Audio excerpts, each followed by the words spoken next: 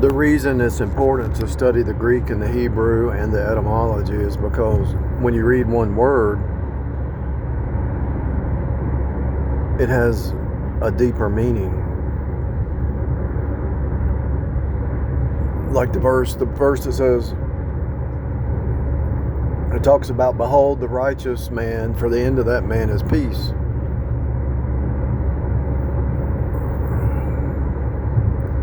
Behold a perfect person but the word perfect doesn't mean that they're like completely perfect. It just, if you look at the verse in the Greek and the Hebrew and unfold the word in the etymology, it really just talks about blameless. In other words, let's say there is a conflict. The end of that conflict should be peace.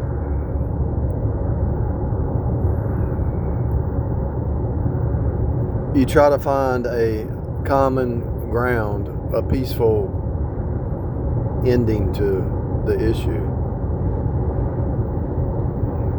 Right? Whatever the issue is, you look for peace, you know. You look for the peace.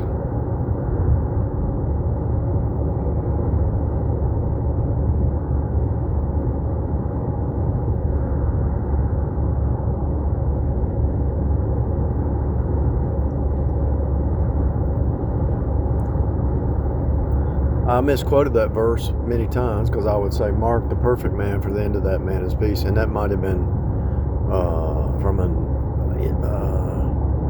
maybe when I was early on memorizing different versions, which until I went to the King James, you know. But it's pretty much, behold the perfect, or the upright,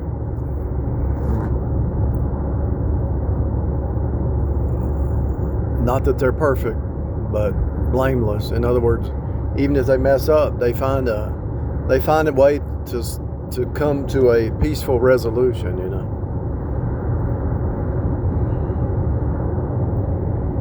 So if you look at the Greek and the Hebrew, you know, the word peace is shalom, right? And so that word in itself has a deeper meaning, you know. Everything that you look at, everything that you're dealing with has deeper meanings.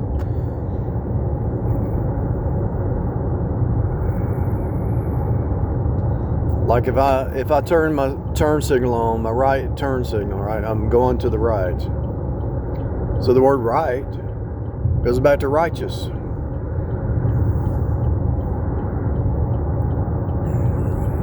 Same word. I'm taking a right. You're right. They're right. To do right is what? Righteousness. To do wrong is left. They took a left turn. They went off in left field. They went off into left field. They were left behind. They were right on time. I think you're right.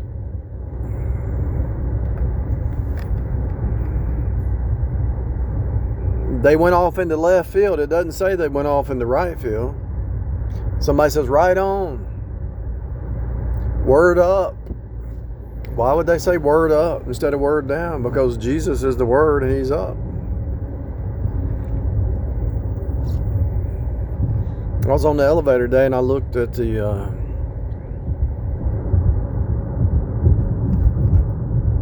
sign in the elevator, and it said part of the phrase was L-E-A-V-E, leave, like leave a comment or something like that. If you break that word into parts, L-E-A-V-E is avenue, right? So L-E or E-L goes back to God, but it's reversed, L-E. to leave, but you still have avenue inside the word. Leave is avenue. Like, so when you're leaving somewhere or going somewhere, you have to walk down a street or the way or an alley or a thoroughfare or whatever, an avenue.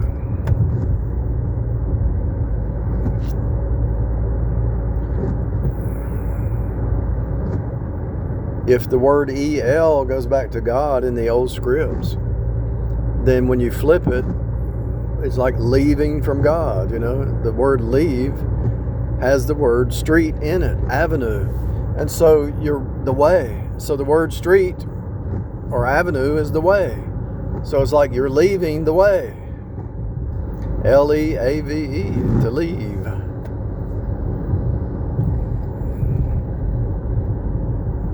Leaves, leaf. A leaf falls off a tree. Look at the leaves. They've changed colors. They're going to fall off. Fall away.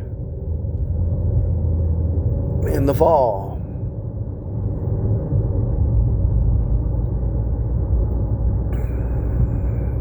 This is why the secret societies want to do an Illuminati sacrifice in the fall, before the fall. They got to have some sacrifices for Burning Man, right?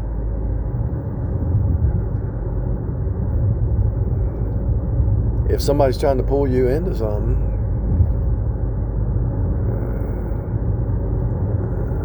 it might be a Burning Man sacrifice. They got to celebrate, right?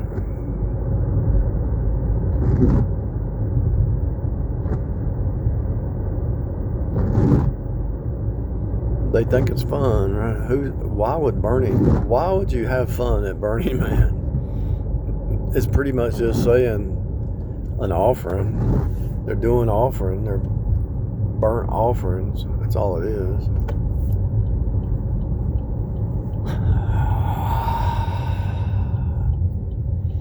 I'm actually talked out. I'm worked out today and talked out. After I wake up, I'll be refreshed. I'm sure I'm going to go to sleep.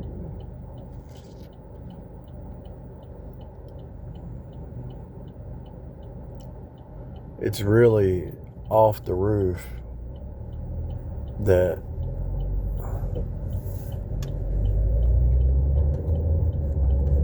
it's been here your whole life. It's been here my whole life, and nobody's talking about it. And I guess they have to silence those kind of people who talk about it. They have to be silenced, because when you see that the truth is right in front of you,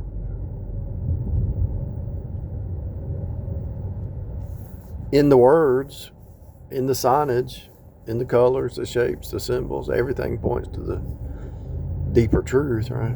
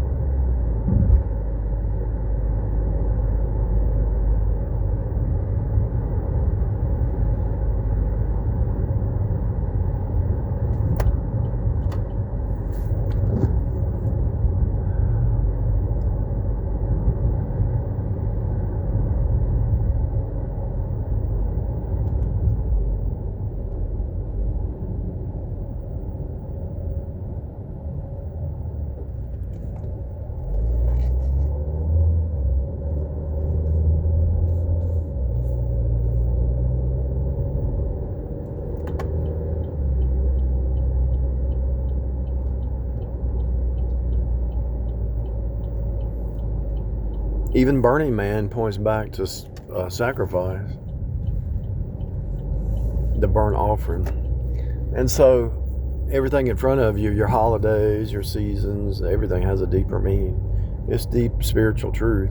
Everything in front of you is spiritual. It's pointing, it's a type and shadow of a spiritual truth.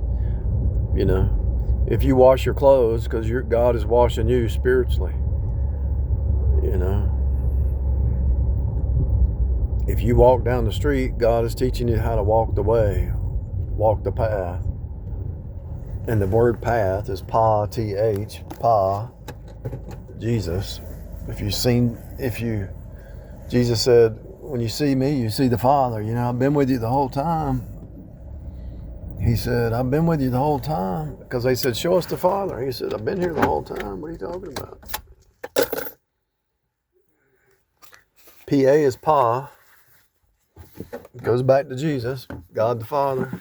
When you see Jesus, the Godhead, he's the fullness of the Godhead bodily. He is the Godhead, the Father, but it's in a bodily form. God the Son, appearance as the Son in the 3D. And so